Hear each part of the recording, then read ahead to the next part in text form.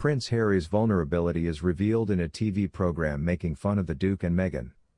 In a recent episode of the American satirical animation South Park, Meghan Markle and Prince Harry served as the punchline.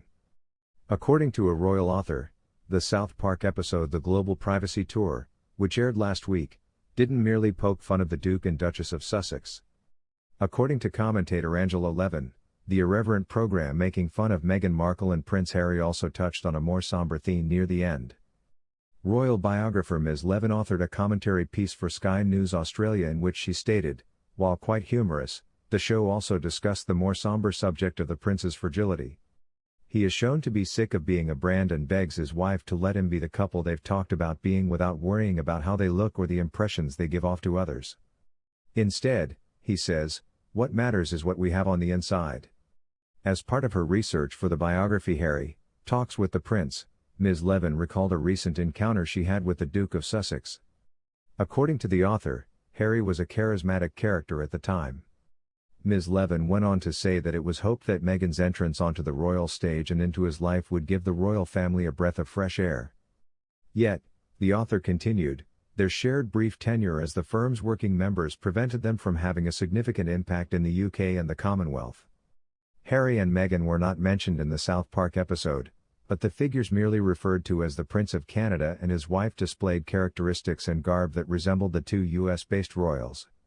The absurd episode had the Canadian prince and his consort traveling the world in quest of solitude while vying for attention. Ms. Levin also mentioned in her commentary how the popularity of the duo unexpectedly declined in both the US and the UK. Recent British surveys indicate that the Duke and Duchess of Sussex's standing among British adults has been steadily declining.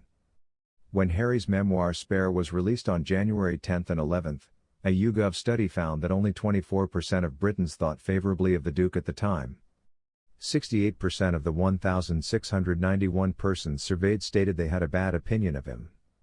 Similar results were seen for Meghan, with 22% of those polled stating they liked her and 68% having a negative opinion of the Duchess.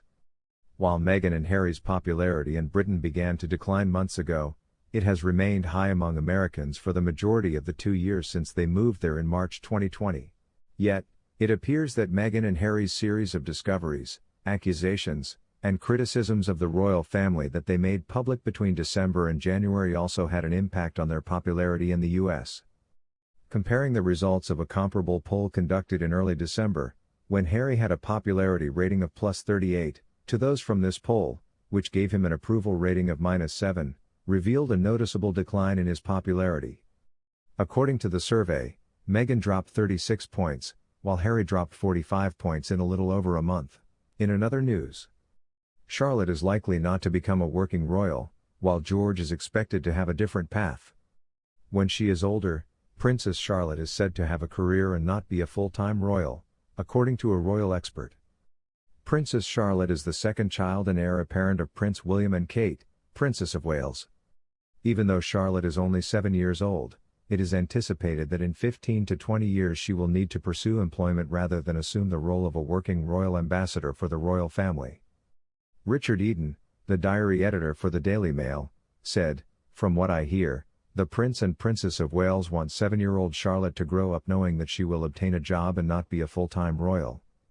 The young princess's choice would be in line with the vision of a reduced monarchy held by her grandpa, King Charles III.